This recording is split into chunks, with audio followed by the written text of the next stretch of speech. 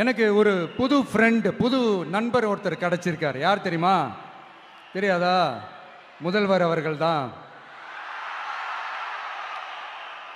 இப்போ ஒரு நிருபர் ஒருத்தர் கேட்ட கேள்விக்கு, எனக்கு எதிரிகள்லாம் யாரும் இல்லை, அவங்க எல்லாருமே எனக்கு நண்பர்கள் தான் அப்படின்னு சொன்னாங்களே.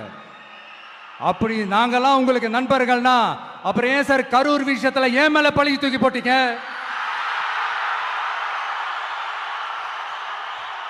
உங்களுக்கு மனசாட்சின்னு ஒண்ணு இருந்தா அப்படி பேசிருப்பீங்களா?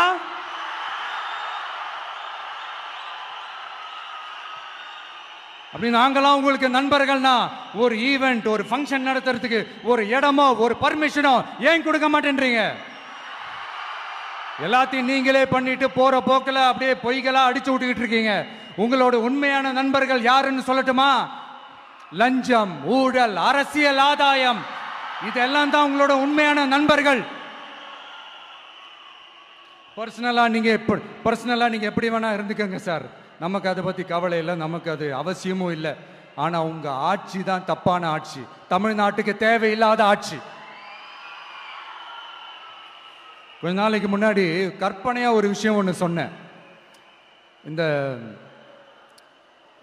முதல்வர் கூட விசில் சின்னத்துக்கு தான் வாக்களிப்பாரு அப்படின்ட்டு கற்பனையா ஒன்று சொன்னேன். ஆனா இன்னைக்கு நிஜமாவே நமக்கு ஆதரவா ஒரு கோஷத்தை எழுப்பியிருக்கிறாங்க. அது என்ன தெரியுமா? எங்க வாக்கு சாவடி வெற்றி வாக்கு சாவடியா. அதுக்கு அர்த்தம் என்ன தெரியுமா? எங்க வாக்கு சாவடி விஜய் வாக்கு சாவடின்னு அர்த்தம்.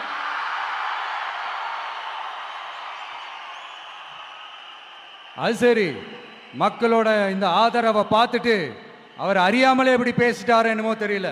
50 வருஷம் எக்ஸ்பீரியன்ஸ் அரசியல்ல, உண்மை என்னன்னு ஒத்துக்கிட்டு தானே ஆகணும்.